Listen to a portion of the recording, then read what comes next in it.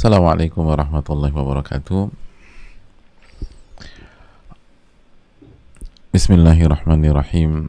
Alhamdulillahirabbil alamin wa bihi nasta'in ala umuri dunya waddin. Wa nashhadu an la ilaha illallah wahdahu la syarika lahu wa anna Muhammadan abduhu wa rasuluhu la nabiyya ba'dah. Wa nusalli wa nusallim ala nabiyyina Muhammadin wa ala alihi wa sahbihi ajma'in wa ba'd. Hadirin yang Allah muliakan, marilah kita bersyukur kepada Allah Subhanahu wa taala atas segala nikmat dan karunia Allah berikan dan Allah limpahkan kepada kita, sehingga kita bisa bersua pada kesempatan kali ini, bisa beribadah kepada Allah Subhanahu wa taala, bisa beribadah dengan menuntut ilmu agama, bisa meningkatkan iman kita, meningkatkan ketakwaan kita kepada Rabbul Alamin.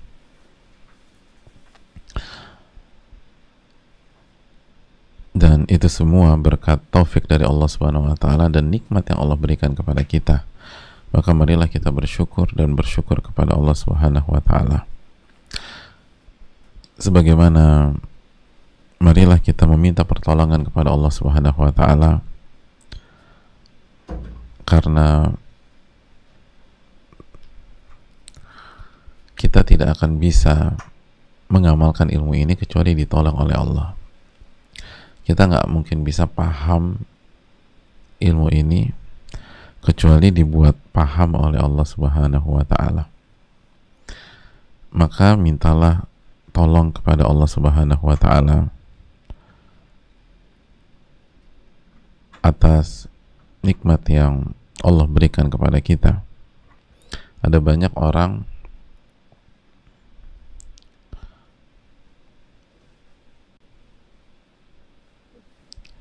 belajar tapi nggak paham-paham. Ada banyak orang baca tapi nggak paham-paham. Karena yang memberikan pemahaman itu Allah Subhanahu wa taala. Jangankan orang biasa seperti kita, para nabi dan rasul pun bisa paham itu karena Allah yang berikan pemahaman. Makanya Allah berfirman dalam surat Al-Anbiya ayat 79 dengan firman-Nya, fafahamnaha Sulaiman. Fafahamnaha Sulaiman. Dan kami berikan Sulaiman pemahaman terhadap hal tersebut. Jadi yang memberikan pemahaman adalah Allah Subhanahu wa taala. Oleh karena itu, hadirin yang Allah muliakan, marilah kita meminta pertolongan kepada Allah Subhanahu wa taala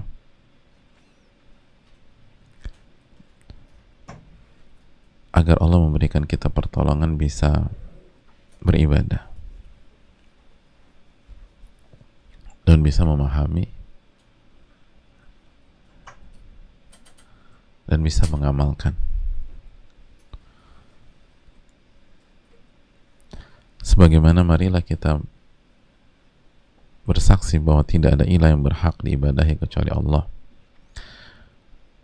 dan Nabi Muhammad adalah hamba dan utusan Allah Subhanahu wa taala. Oleh karena itu, salawat dan salam senantiasa tercurahkan kepada junjungan kita tersebut, Nabi kita Sayyidina Muhammadin alaihi salatu wassalam. Hadirin Allah muliakan, masih bersama bab yang begitu luar biasa ini. Memang agak lama kita ikatnya karena bab ini terdiri dari dua hal besar.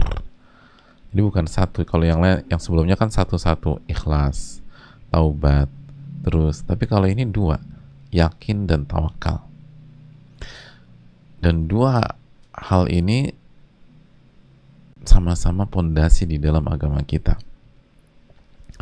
Nah, hadirin Allah muliakan, ketika beberapa sesi kemarin kita membahas tentang yakin, sekarang kita berbicara sejenak tentang tawakal kepada Allah Subhanahu wa taala.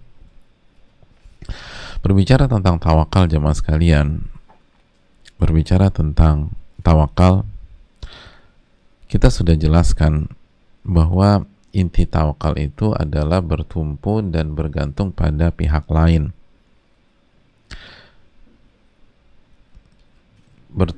Bertumpu dan bergantung pada pihak lain. Itu inti tawakal. Dan berbicara tentang tawakal juga, kita berbicara tentang syarat menjadi orang beriman. Syarat menjadi orang beriman. Karena jadi orang beriman itu nggak bisa hanya mengklaim. Nah, salah satu syaratnya itu Allah firmankan di dalam surat Yunus ayat 84. Ketika Allah berfirman, ya qaumi in kuntum amantum billahi fa'alaihi tawakkalu in kuntum muslimin. Lihat bagaimana Nabi Musa, hadirin. Nabi Musa berkata kepada kaumnya, ya qaumi, wahai kaumku, in kuntum amantum billah, jika kalian beriman kepada Allah, maka hanya kepada Allah kalian bertawakal. Dan ditekankan lagi sama Nabi Musa, in kuntum muslimin, jika kalian menjadi orang-orang yang berserah diri dan muslim. Jadi kalau Anda muslim, Anda hanya bertawakal kepada Allah. Kalau Anda beriman, Anda hanya bertawakal kepada Allah Subhanahu wa taala. Itu yang ditekankan. Makanya Imam Ibnu Qayyim mengatakan, wa syarata fi imanihim an yakunu mutawakkilin. Dan Allah Subhanahu wa taala melalui lisannya Nabi Musa itu mensyaratkan iman mereka dengan tawakal. Iman mereka dengan tawakal. Kalau nggak bertawakal, bukan orang-orang yang beriman. Bukan orang-orang yang beriman. Jadi ini pondasi besar di dalam kehidupan kita, hadirin. Kalau kita ingin menjadi orang-orang beriman yang benar-benar beriman, maka bertawakallah kepada Allah Subhanahu wa taala. Bertawakallah kepada Allah Subhanahu wa taala. Kalau nggak bisa. Jelas-jelas ayat itu mengatakan, ya qaumi, wahai kaumku, jika kalian beriman hanya kepada Allah Subhanahu wa taala, maka hanya kepada Allah lah kalian bertawakal. In kuntum muslimin, jika kalian muslim. Dan lagi-lagi bertawakal adalah bergantung. Al-Imam Ahmad mengatakan, tawakal adalah tafwidul amri ilallahi azza wa jal wa thiqatu bihi. Tawakal adalah menyerahkan segala urusan itu kepada Allah dan kita percayakan semua itu kepada Allah. Jadi serahkan urusan kita kepada Allah. Wa thiqatu bihi. Dan percaya dengan Allah. Dan ini juga dikatakan oleh Imam Ibnu Jauzi dan para ulama yang lain. Jadi serahkan kepada Allah. Kata Al-Imam Syekh Shinqiti, fatufawwadul umur ilaihi liya'tiya bil khair. Itu segala urusan diserahkan kepada Allah agar Allah memberikan kebaikan. Wa yadfa'a syarr, dan agar Allah hilangkan segala keburukan. Makanya ini nggak boleh kecuali kepada Allah Subhanahu wa taala. Serahkan kepada Allah. Serahkan kepada Allah. Bergantunglah kepada Allah Tabaraka wa taala. Ibnu Qayyim mengatakan i'timadul qalbi 'ala Allah. Ketika hati itu bertumpu dan berpondasi kepada Allah Subhanahu wa taala untuk mendapatkan manfaat dan mudarat. Jadi jamaah sekalian Allah muliakan, kalau kita benar-benar beriman, serahkan semuanya kepada Allah. Serahkan semua kepada Allah. Tapi bukan berarti kita nggak kerja ya. nanti kita tekankan secara khusus. Tapi sekali lagi, tawakal itu jamaah sekalian sebagaimana dijelaskan Al-Imam Ibnu Hajar ketika membawakan keterangan para ulama, qat'un nazar 'anil asbab ba'da tahyi'atil asbab, tidak melihat kepada sebab, tidak melihat kepada usaha setelah kita berusaha, berjuang dan melakukan sebab tersebut. Jadi kita berikhtiar, tapi hati kita tuh nggak ngelihat ke ikhtiar kita. Hati kita itu fokus bergantung kepada Allah. Jadi mau berhasil, mau nggak kayak apapun, udah terserah Allah Subhanahu Wa Taala. Makanya sebagaimana kita sudah pelajari di bab ini, ketika kita sebagai contoh, ketika kita keluar rumah kita baca Bismillahi tawakkaltu 'alallahi la haula wala quwata illa billah. Bismillahi tawakkaltu 'alallahi la haula wala quwata illa billah. Atau Bismillahi tawakkaltu 'alallahi Allahumma inni a'udzubika an adilla aw dhalla aw azila aw zalla aw adlima aw udlam aw ajhal wijal alai. Setelah kita baca itu, lalu kita melangkah keluar, udah kita nggak peduli itu apa yang akan terjadi pada saat kita keluar, udah kita serahkan aja sama Allah Subhanahu Wa Taala. Dan kita yakin itu yang terbaik. Tetap berusaha, tapi kita nggak usah aduh ini berhasil nggak ya, ini berhasil nggak ya, ayo lo doain dong. Jadi seringkali walaupun masuknya dari pintu doa, kita tuh bergantung sama orang. Kalau orang benar-benar tawakal, udah Bismillah aja. Kan kita udah Bismillah, tawakkaltu 'ala Allah. Ya Allah, Bismillah. Tadi kemarin kita sudah bahas Bismillah itu artinya meminta pertolongan, minta keberkahan dengan menyebut nama Allah Subhanahu Wa Taala. Jadi kita keluar rumah, ya Allah tolong saya, berikanlah keberkahan dalam semua derap langkah saya di luar. Hanya kepada Allah aku bertawakal, aku bersandar, aku bergantung, aku serahkan semuanya. Apalagi kita baca lagi la haula wala quwata illa billah. La haula wala quwata illa billah. Tidak ada kekuatan, tidak ada daya kecuali dengan pertolongan Allah Subhanahu Wa Taala. Ya udah, habis itu apapun yang terjadi, udah serahkan aja sama Allah. Setelah kita berikhtiar, setelah kita berusaha, setelah kita berjuang, setelah kita presentasi, ternyata presentasi kita ditolak, baru udah maksimal, udah jungkir balik, ya udah santai aja. Nanti coba lagi, atau coba pintu lain. Emang itu bukan jodoh kita? Atau ketika hasil penjualan hari itu ternyata jatuh drastis, nggak bagus, ya udah santai aja. Serahkan, kata Anda udah serahkan sama Allah. Serahkan sama Allah. Dan itu kata Imam Ahmad, athiqa bihi, percayakan sama Allah. Seringkali kita serahkan urusan kita sama orang, tapi kita nanya lagi, sebenarnya gue agak ragu sih sama dia. Itu nggak boleh, dalam tawakal itu nggak boleh. Begitu kita serahkan kepada Allah, udah yakin sama Allah, yakin sama Rabbul Alamin. Itu yang terbaik. Ternyata hari itu nggak sesuai dengan ekspektasi kita, terus kita diomelin sama bos kita, untuk kita ditegur sama suami kita, kita salah dalam melakukan sebuah kerjaan, itu bukan urusan kita.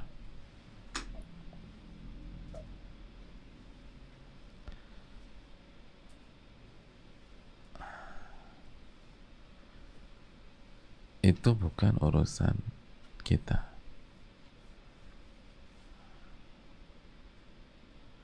Karena kita sudah serahkan.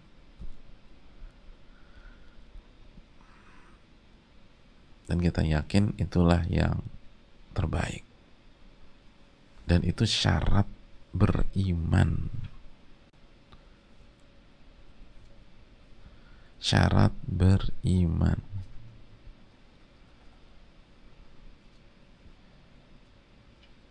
Itu syarat beriman.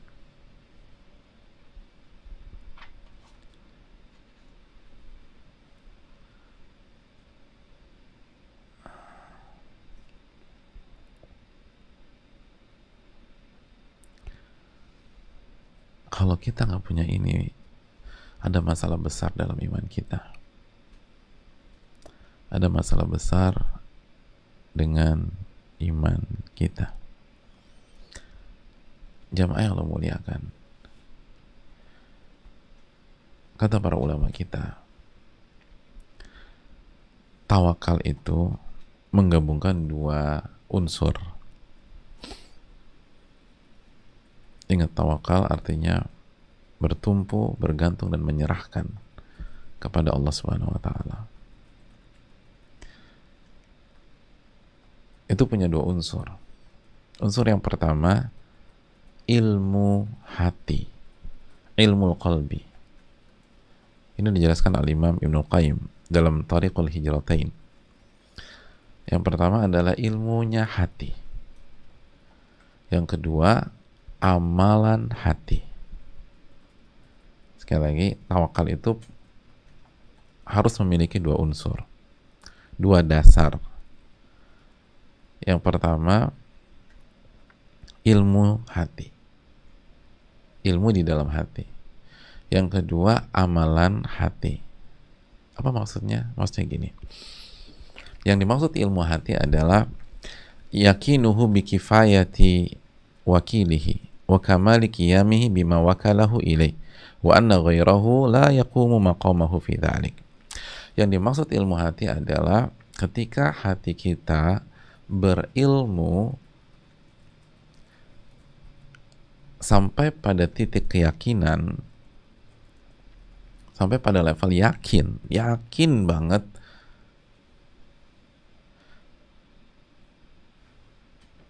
terhadap kemampuan Allah Subhanahu wa taala untuk mengcover seluruh urusan dan problematika kita. Keyakinan bahwa Allah Subhanahu wa taala mampu mencukupi semua yang kita butuhkan dan semua masalah-masalah kita. Jadi mampu mencukupi, mampu mengcover, mampu men-take over.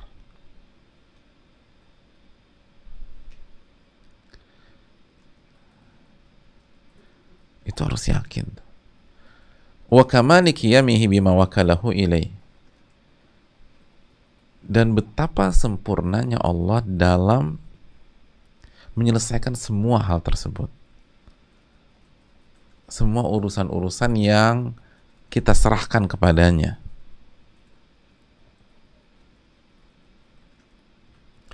Wa anna ghairahu la yaqumu maqamahu fi dhalik. Dan selain Allah nggak mampu bisa melakukan hal itu, nggak mampu, nggak bisa. Ini hanya Allah yang bisa. Jadi ilmu yang sampai pada titik dan level keyakinan bahwa hanya Allah yang mampu mencukupi, mengcover dan men-take over seluruh urusan kita dan betapa sempurnanya Allah dalam menyelesaikan itu semua. Pada kita serahkan nih, gimana nih bisnis kita kayaknya agak berat kita jalani pas pandemi, udah tawakal aja sama Allah. Gitu, kita punya ilmu, kita yakin bahwa Allah bisa take over ini semua. Dan Allah bisa atur segala semacam sehingga semua yang terbaik itulah yang kita akan dapatkan. Dan kalau kita serahkan ke yang lain, nggak akan bisa. Nggak bisa. Nggak bisa. Nah, itu ilmunya hati. Hati itu harus punya ilmu tentang itu. Dan itu kan ilmu memang. Ketika ada orang nanya, bro lo kok yakin banget sih ini semua angka nggak bagus loh. Gini loh, kita orang beriman, kita kan tahu Allah itu mampu segala sesuatu. Allah sanggup mengerjakan segala sesuatu dan kemampuannya tanpa batas. Itu kita kan tahu itu, kita kan belajar. Allah Rabbul Alamin, fa'alul lima yurid. Allah melakukan apa yang Allah inginkan, bukan kita yang ngatur. Kita kan tahu COVID-19 itu makhluk Allah Subhanahu wa taala. Ini pandemi ini Allah yang atur. Kita tahu itu. Itu kan ilmu tuh. Kita berilmu dengan itu. Allah ala kulli syai'in qadir. Allah maha sanggup mengerjakan apa yang Allah inginkan. Nggak ada yang bisa membatasi kemampuan Allah Subhanahu wa taala. Dan kalau kita serahkan itu kepada Allah, Allah akan cover secara sempurna. Secara sempurna. Allah akan atur semuanya. Tapi bisa jadi kesempurnaan pengaturannya tidak sesuai ekspektasi kita. Karena kebodohan kita. Karena kebodohan kita. Karena sempitnya pandangan kita. Karena kita nggak tahu masa depan. Sebagaimana tahun lalu kita nggak pernah tahu apa ternyata ada tamu yang namanya COVID-19, kita juga nggak tahu apa yang akan terjadi tahun depan. Nggak pernah tahu apa yang akan terjadi 2 tahun yang akan depan. Apa sulitnya Allah buat kesulitan kita di tahun ini itu untuk mempersiapkan kita di tahun depan, 2 tahun lagi, 3 tahun lagi, 4 tahun lagi.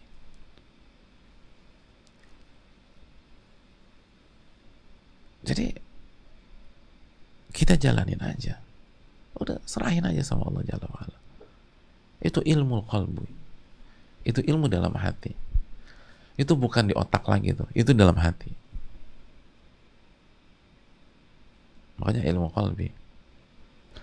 Kalau ilmu tuh baru di otak, baru di kepala nih, itu nggak bisa menggerakkan. Sebagaimana kalau kita buat survei, 99,9%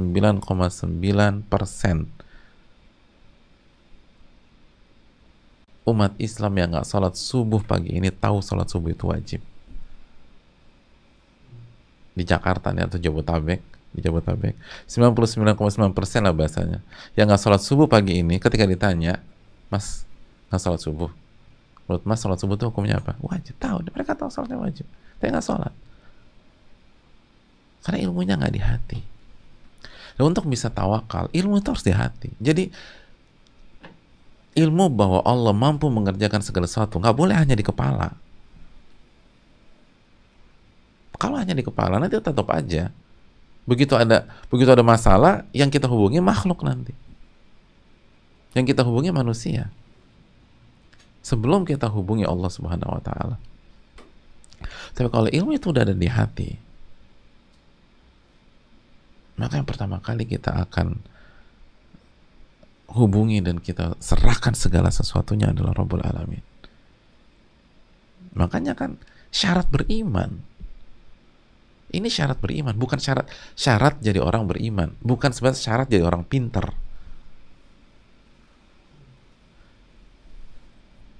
Ini syarat orang beriman, dan beriman kita tahu intinya di hati, lalu ada talazum bainal batin wal zahir, ada hubungan yang tidak bisa terpisahkan antara hati dengan anggota badan yang lain, karena kalau hati baik semuanya akan baik.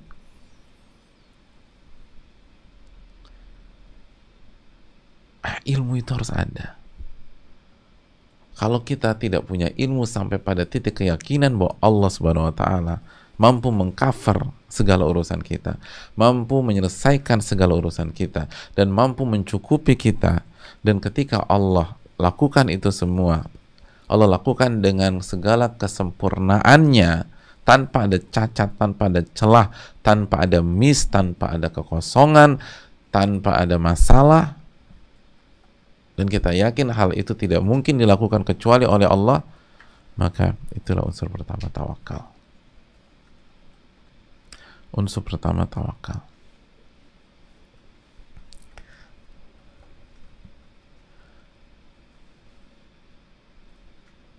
Yang kedua, oleh karena itu, yang kedua jamaah sekalian, amalul qalbi, amalan hati.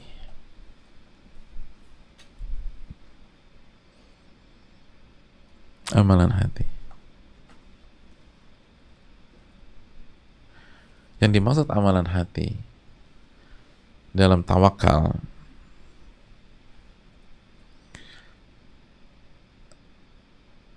adalah sukunuhu ila wakilihi wa tuma'ninatuhu ilaihi wa tafyidhuhu wa taslimuhu amrahu ilaihi. Tenangnya hati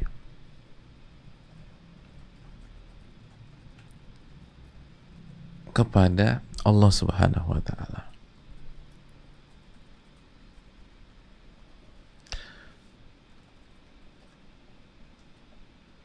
Tumakninanya hati lagi-lagi. Pada saat kita menyerahkan, wa tafidhuhu wa taslimuhu amru ilaih, dan kita serahkan dan kita berikan segala urusan kita kepada Allah. Jadi ada penyerahan, dan ketika kita menyerahkan kepada Allah, itu hati kita tenang, hati kita nggak ragu.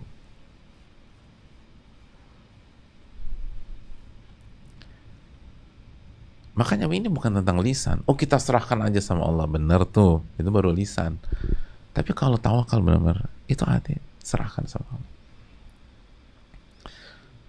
Dan pada saat kita menyerahkan, tenang,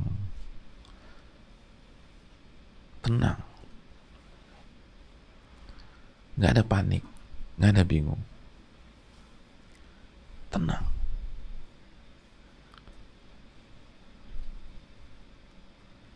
Wa anna ghairahu la yaqumu maqamahu fi dzalik, dan tidaklah satupun selain Allah yang bisa melakukan hal tersebut. Wa ridahu bi tasarrufihi lahu fawqa ridahu bi tasarrufihi huwa li nafsihi, dan dia ridho dengan apa yang akan Allah lakukan terhadap dia, dan ridhonya itu melebihi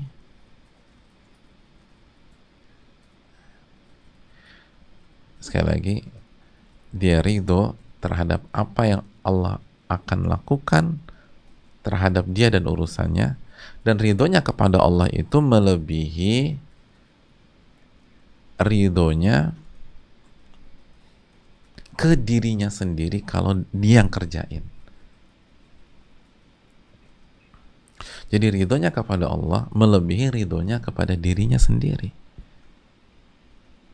Artinya apabila terjadi kondisi yang terjadi tidak sesuai dengan planningnya mau ke kiri, ternyata Allah buat ke kanan, maka dia lebih ridho dengan kanan dibanding kiri, karena kiri adalah planningnya, adapun ke kanan adalah ketetapan Allah, maka dia lebih ridho dengan kanan daripada kiri.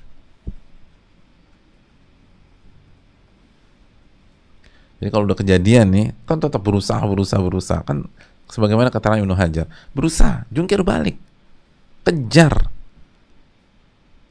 berkorban, berjuang. Udah nih, ternyata Allah tetapin ke kanan, sedangkan upaya dia ke kiri, dia ridho.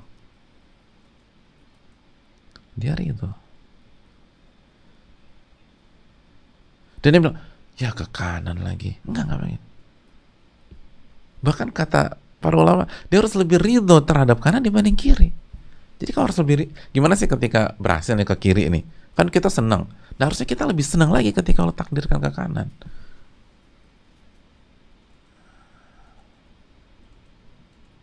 Kenapa? Karena ilmu hati tersebut nggak ada yang lebih sempurna ngatur ini kecuali Allah.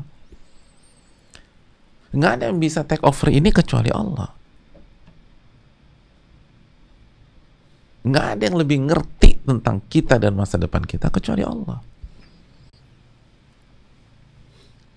Maka ketika pihak yang bodoh, yaitu kita, berpikir bahwa arahnya ke kiri, lalu Al-Alimul Khabir menetapkan ke kanan, maka si bodoh akan senang. Karena itu bukan kegagalan, tapi diarahkan ke hal yang lebih baik. Terlepas kita ngerti apa nggak ngerti, namanya juga si bodoh. Kan itu Al-Ahzab ayat 72, zoluman jahula. Zolimnya manusia itu zolimnya minta ampun, bodohnya luar biasa.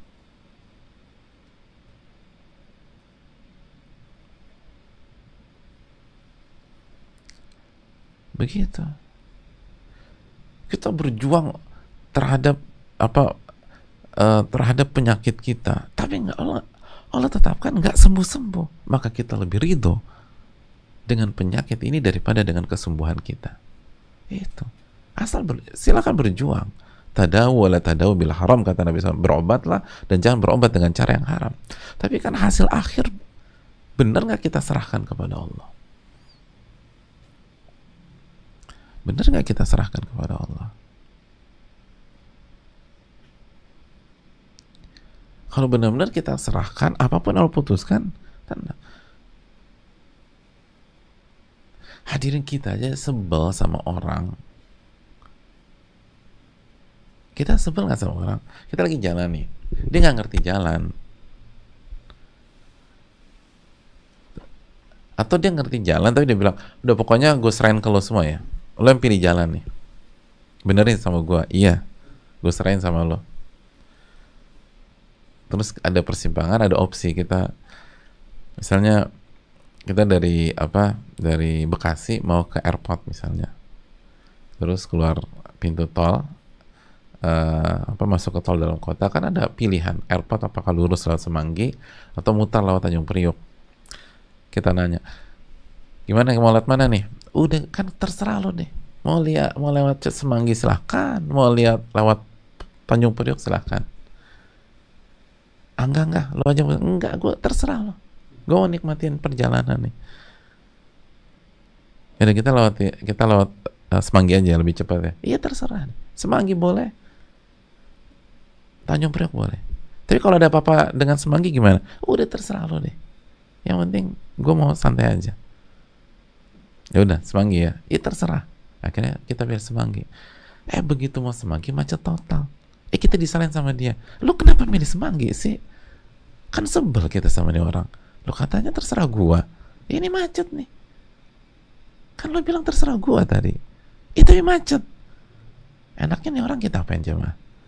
Turunin aja di situ dah, turun. Tadi katanya terserah. Sekarang begitu ada kendala, padahal dia sendiri nggak tahu apa yang terjadi nanti kalau kita Tanjung Priok. Emangnya kalau Tanjung Priok pasti sampai lebih cepat? Kan belum tentu. Kan gitu. Emangnya kalau kita lewat Tanjung Priok sampainya lebih cepat atau lebih dalam lagi nih? Emangnya kalau kita lewat Tanjung Priok dipastikan sampai dengan selamat? Bisa ada kecelakaan di sana. Terus kita kan sok-sok pintar gitu. Lihat nih di Waze nih, kosong kan, biru kan. Emangnya biru pasti selamat apa? Kan orang nggak ada yang tahu. Bisa jadi ban kita pecah di situ karena kecepatan tinggi, mati kita. Bisa jadi kitanya oke, ditabrak dari belakang karena jalan kosong. Ini kita kebanyakan sok tahu. Kita aja nggak seneng digituin. Kita bilang, pokoknya gue serahin sama lo ya. Begitu kita kerjain, diprotes lagi, ditanyain lagi. Gimana sih ini orang? Katanya terserah gue. Katanya terserah saya. Begitu saya buat kebijakan, diomelin. Begitu saya ada kebijakan, dikomplain. Ya harusnya jangan begini dong bro. Lo kan katanya terserah saya. Ada yang nyaman gak sih digituin? Kan kita gak nyaman.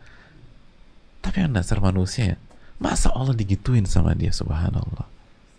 Allah digituin. Dia aja gak suka digituin orang. Allahu Akbar. Katanya udah serahkan sama, katanya tadi pas keluar rumah baca bismillahi tawakkaltu 'alallahi la haula wala quwata illa billah. Begitu ada masalah di luar rumah komplain. Katanya udah serahkan sama Allah. Katanya udah serahkan sama. Begitu ada masalah hari ini marah. Lu kan tadi baca zikir pagi nggak? Gue baca lah. Masa gue nggak baca? Tuh ngomong gue baca aja nggak emosi. Ya santai aja bro. Masa bilang gue baca zikir pagi aja marah-marah. Tadi bukannya baca Allahumma inni as'alukal afwa wal afiyah fi dunya wal akhirah. Allahumma inni as'alukal afwa wal afiyah fi dini wa dunyaya wa ahli wa mali. Itu kan baca kita. Ya Allah, aku minta ampunan dan keselamatan di dunia dan akhirat.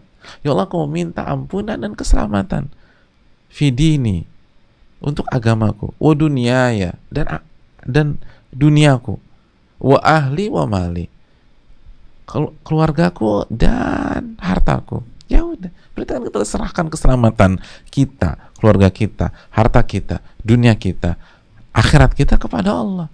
Itu kita udah serahkan, dijalanin aja. Loh tapi anakku kakinya patah nih, berarti nggak selamat. Kata siapa nggak selamat? Emangnya selamat atau tidak hanya dilihat dari sebuah episode kecil dalam kehidupan? Betapa banyak orang kuat di masa depannya karena masa kecilnya sering merasakan sakit. Bagus lah, anak kamu tuh patah, insya Allah positif. Asalnya jangan dipatahin sengaja, dia merasakan sakit.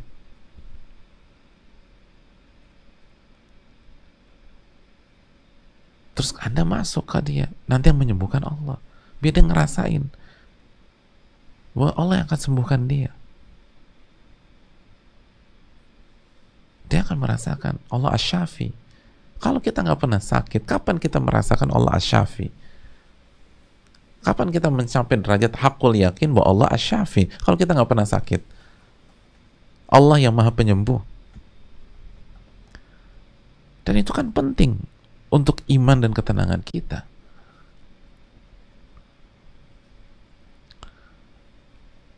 Oleh karena itu hadirin Allah muliakan, serahkan dan tenang, itu tawakal. Jadi kalau masih panikan, grogi, belum sampai derajat itu. Tapi jangan berkecil hati, coba lagi, istighfar lagi, taubat lagi, coba lagi. Jadi tawakal itu dua, ilmu hati dan amalan hati. Ilmu hati adalah ketika seseorang dari lubuk hatinya yakin seyakin-yakinnya bahwa Allah yang mengurus ini semua. Allah mampu men-take over, mampu meng-cover, mampu mencukupi kita dan urusan kita. Dan Allah ketika mengerjakan itu semua, ya kerjakan dengan begitu sempurna. Dan gak ada yang bisa lakukan seperti Allah Subhanahu wa ta'ala. Ilmu ini akan membuat amalan hati kita dengan tenang dan nyaman menyerahkan segala urusan kepada Allah. Jadi ketika kita serahkan, kita bisa tidur nyenyak. Bisa tidur nyenyak. Karena walaupun sehari ini kondisi keuangan kita nggak bagus, bisnis kita nggak bagus, atau kesehatan kita nggak bagus, karena kita yakin hari ini bukan akhir dari segalanya kok. Masih ada hari esok. Dan kalaupun ini dunia bukan segalanya juga. Yang terpenting bagaimana kita selamat di alam kubur, bagaimana kita selamat di hari kiamat, yauma la yanfa'u malun wala banun illa man atalla biqalbin salim. Hari di mana tidak ada manfaat harta dan keturunan kecuali orang yang datang kepada Allah dengan hati yang salim, yang selamat. Nah, ketika orang berhasil tawakal berarti hatinya selamat. Selamat ya di akhirat dia. Itu kesuksesan.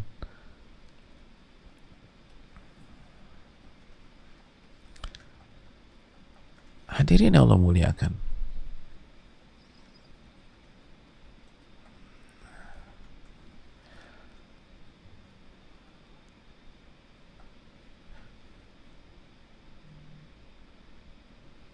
bahkan sebagian ulama mengatakan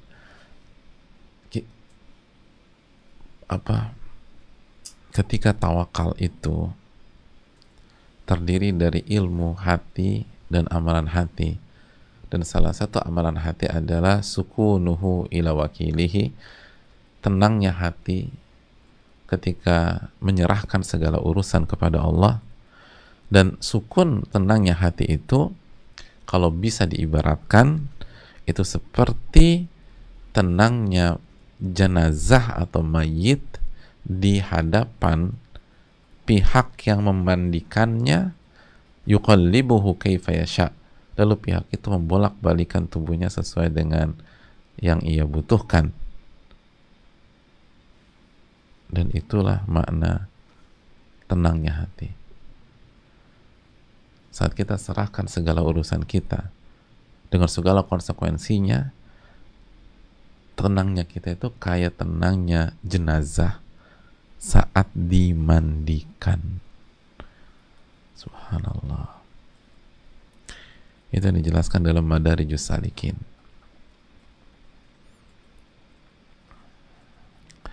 Artinya apa? Artinya alla yakunu lahu i'tiradun ala tadbiri rabbi wa taqdiri. Tidak ada penolakan, tidak ada penentangan terhadap apa yang Allah takdirkan bagi dia dan apa yang Allah aturkan untuk diri dia. Nggak ada. Setelah dia sudah berusaha maksimum dan sudah berusaha bertakwa kepada Allah Subhanahu wa Ta'ala, itu poinnya. Bukan main pasrah gitu aja, tapi setelah dia berusaha bertakwa dan setelah dia berjuang dan berikhtiar, udah. Setelah itu kita nikmat, kita tenangkan diri kita. Apapun yang Allah berikan itu seperti dibolak-baliknya jenazah oleh pihak yang memandikan. Dalam banget ya, subhanallah. Tapi sulit Ustaz, sama jamaah, sulit. Buat kita nih sulit, termasuk yang bicara. Tapi inilah ilmu jamaah. Dan kalau kita bisa sampai makom kayak seperti ini, itu bayangkan hidup kita tenangnya luar biasa. Tenang. Tapi tetap berusaha, tetap berjuang, tetap berikhtiar, tetap cari rezeki yang halal.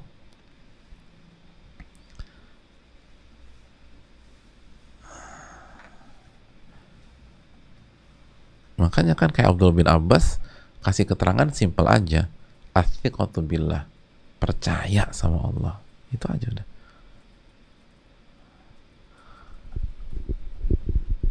Bahasa simpel, ya benar kan, kalau kita percaya udah kita serahin aja.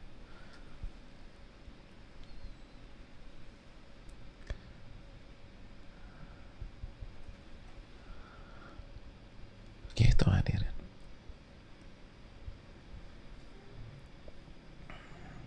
Ada orang tuh, ini beneran, ada orang serahkan, dia kasih ke sahabatnya, ke tangan kanannya itu ATM-nya dan PIN-nya sekaligus. Oh, itu jumlahnya gede banget itu duit. Suatu saat sahabatnya nanya, kok lo bisa sih ngasih ATM sama PIN lo ke gua? Kan gua bisa aja pakai, dan gua tahu lo kan, lo bukan orang yang detail segala macam. Kenapa lo kasih ke gua? Jawabannya simpel, gue percaya sama lo. Udah. Dan emang dia orang ini bukan seorang akuntan, bukan yang jago pembukuan. Orang ini temennya ngambil beberapa duitnya juga dia nggak tahu. Bahasa gue percaya sama lo. Sederhana pertanyaannya, kita percaya nggak sama Allah? Oke, pada saat rezeki kita dibuka, kita disehatkan, mungkin kita gampang bilang percaya. Tapi begitu berjalan tidak sesuai dengan rencana kita, percaya nggak dengan Allah? Bahwa planning Allah lebih baik daripada planning kita. Dan tadi kita katakan bahwa ridhohu bitasarrufihi lahu fawqa ridhohu bitasarrufihi huwa li nafsihi. Ridhonya kepada Allah dan apa yang Allah aturkan untuk dia dan apa yang Allah tetapkan untuk dia melebihi ridhonya pada dirinya sendiri, pada planningnya, pada pengaturannya, dan pada cita-citanya. Jika kita sudah berikhtiar dan berjuang.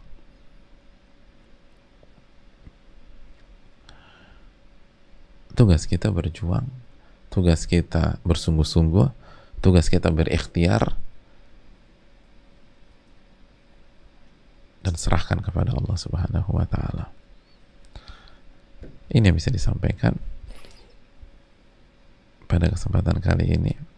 Dan itulah, dan poin ini tidak lain, tidak bukan, kita intisarikan dari ayat-ayat dan hadis-hadis tentang yakin dan tawakal kepada Allah dalam Riyadhus Shalihin. Kita buka sedikit atau kita buka sesi pertanyaan untuk memanfaatkan beberapa menit yang ada. Wassalamualaikum warahmatullahi wabarakatuh.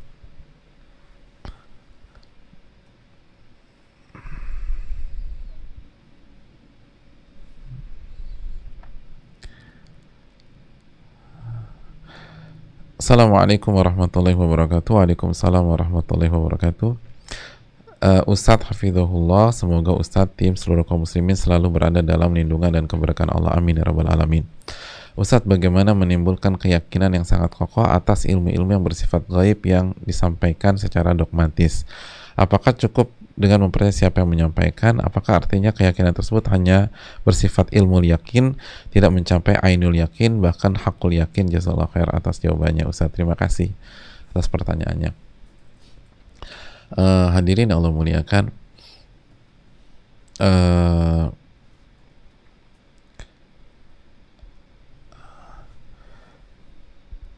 caranya, tapi sebelum caranya beliau sampaikan ada ilmu ada al yakin atau ilmu yakin, ainul yakin, dan hakul yakin. Artinya apa sih?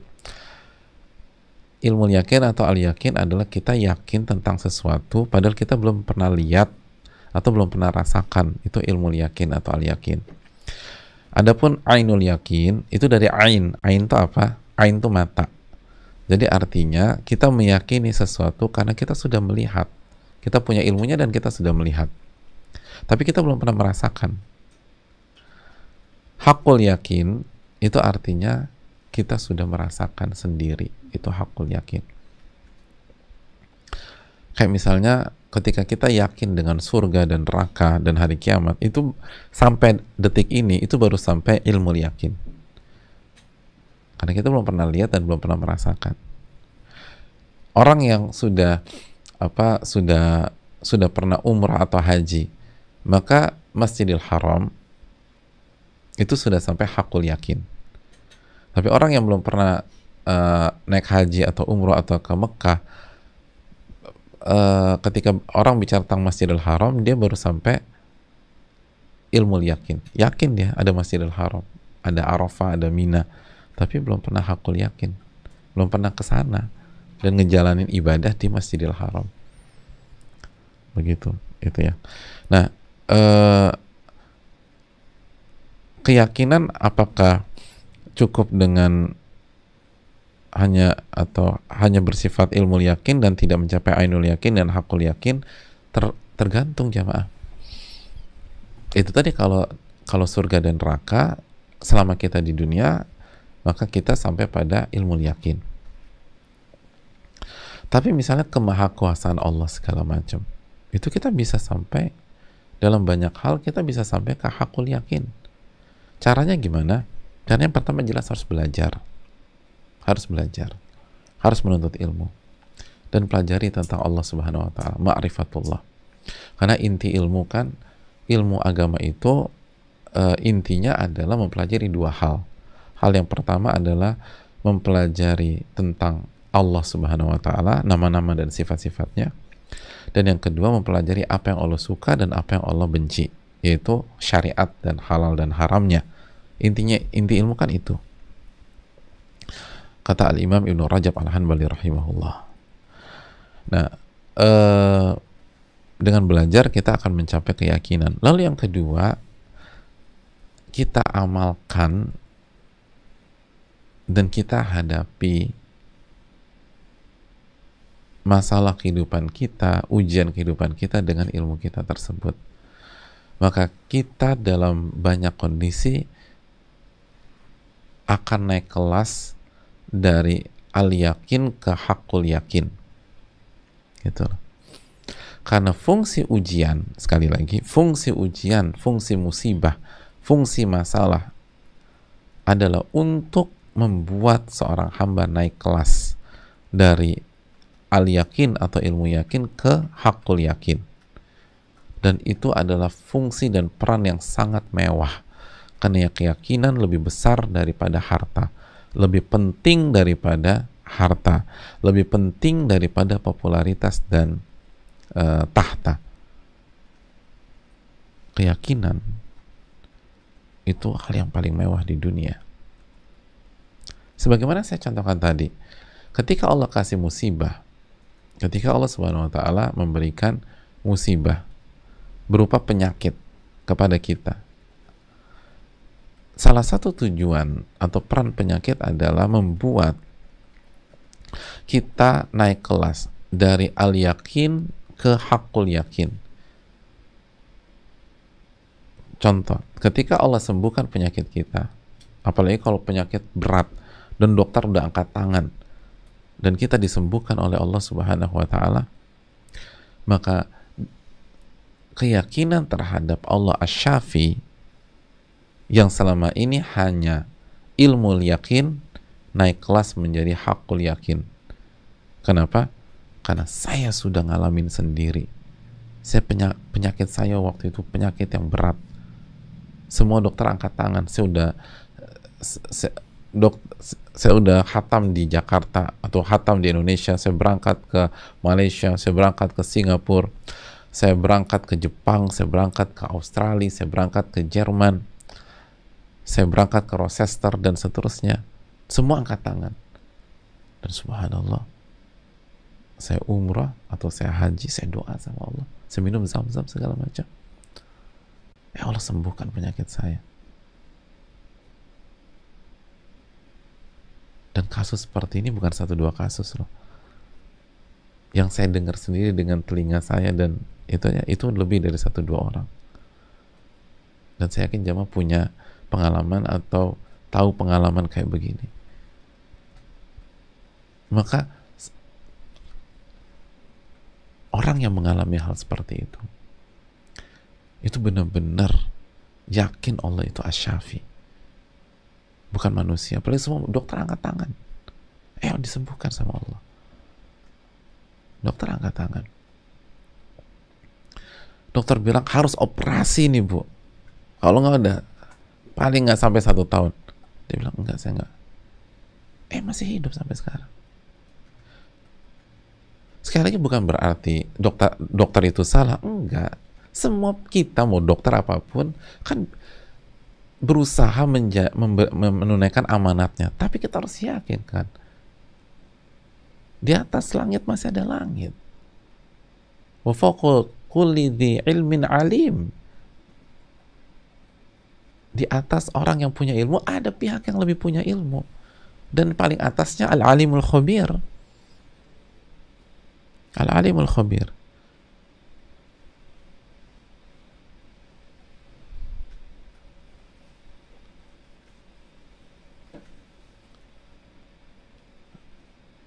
Hadirin Allah muliakan,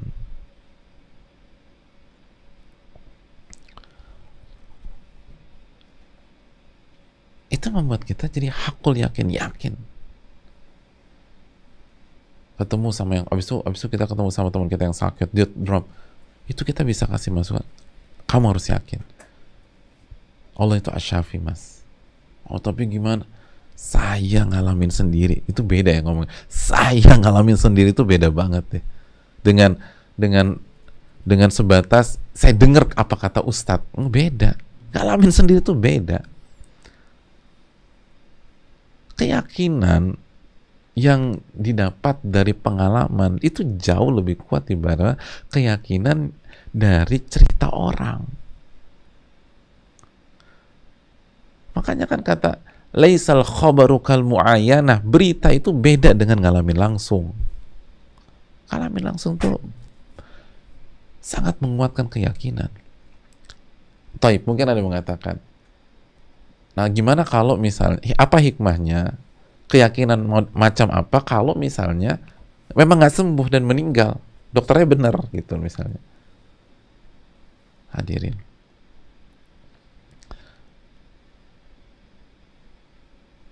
mungkin bukan dari sisi Allah Asy-Syafi, tapi dia akan mendapatkan hakul yakin dari sisi lain. Allah ala kulli syai'in qadir. Allah ala kulli syai'in qadir. Allah maha berkuasa atas segala sesuatu. Saya pernah ketemu seseorang itu sangat sukses dalam masalah dunia, sangat sukses dan sangat duniawi, sangat duniawi.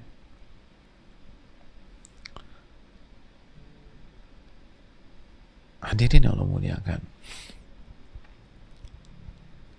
jauh dari Allah Subhanahu wa taala. udah duniawi banget. Dan yang cukup mengejutkan pada pertemuan itu, kami bertemu di masjid. Dan itu cukup mengejutkan ya. Ke masjid nih gitu loh. Habis sholat kita berbincang sejenak. Tanpa ada pertanyaan kok tumben ke masjid atau sejak kapan nih ke masjid, itu beliau mulai bercerita. Yang intinya awalnya beliau sangat duniawi dan merasa semua bisa beliau kendalikan. Mempunyai semuanya. Semua bisa dikendalikan, semua bisa diatur, bisa dikondisikan, bisa diselesaikan dengan kekuatan uang, dengan kekuatan power dan seterusnya. Sampai pada titik sosok yang sangat beliau cintai sakit.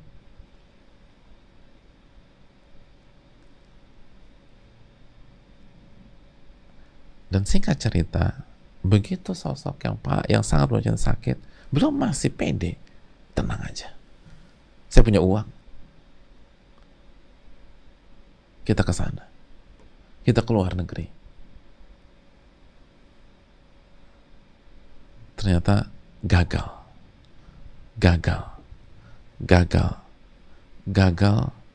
dan gagal.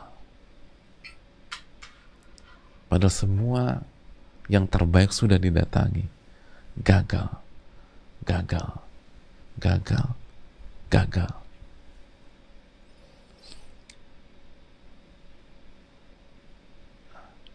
Dan kegagalan tersebut itu membuat kepercayaan diri dia berkurang dan menurun. Ke Singapura gagal. Ke Jepang gagal lagi. Terus mulai gagal, mulai turun. Sampai pada titik ternyata saya tidak punya power untuk anak saya. Ternyata uang saya tidak bisa menyelamatkan dia. Ternyata saya tidak sepowerful yang saya pikirkan sebelumnya. Buktinya, saya nggak bisa buat apa-apa. Disitulah dia merasakan makna dari kalimat la haula wa la quwata illa billah. Akhirnya beliau mulai berpikir dan merenung kepada Allah Subhanahu wa taala. Dan sampai pada satu titik, Allah ala kulli syai'in qadir.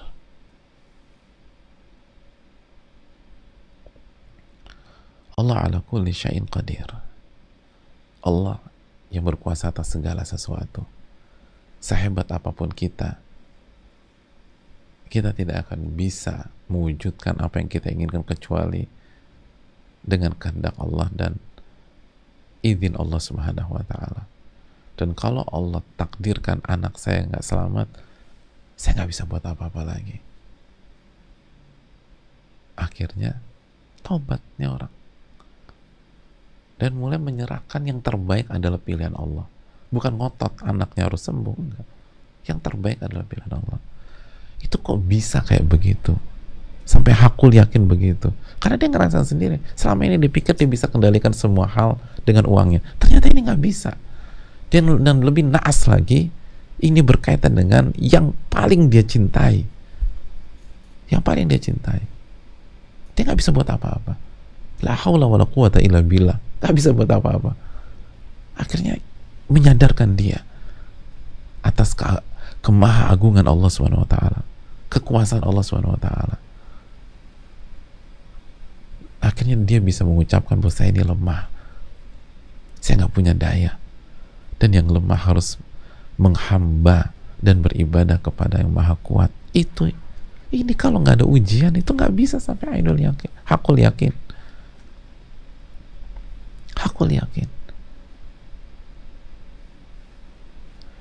Oleh karena itu sekali lagi, wattaqullah wa yu'allimukumullah. bertakwalah kepada Allah, nanti Allah akan ajarkan kalian itu loh. Al-Baqarah itu berapa? 282. Di penggalan itu ayat yang sangat panjang. Tujuan ujian, asal kita on track ya, lalu kita bisa ngebaca dengan taufik dari Allah, itu membuat kita naik level dari ainul yakin atau dari ilmu yakin ke hakul yakin. Makanya kan istilahnya kan untuk mencapai level yang kuat emang harus nyebur gitu loh, sehingga kita ngerasain sendiri pertolongan Allah Subhanahu wa Ta'ala. Kalau kita nggak pernah nyebur ke dalam kehidupan, kita nggak pernah merasakan pertolongan Allah Subhanahu wa Ta'ala. Dengan merasakan sendiri pertolongan Allah, maka otomatis iman kita akan bertambah dan bertambah, keyakinan kita akan bertambah, dan kalau keyakinan kita bertambah, maka dari hari ke hari kita semakin tawakal kepada Allah, semakin menyerahkan segala urusan kita kepada Allah. Kenapa? Karena kita semakin yakin. Kita semakin yakin kepada Allah. Wallahu ta'ala bishawab. Mungkin itu.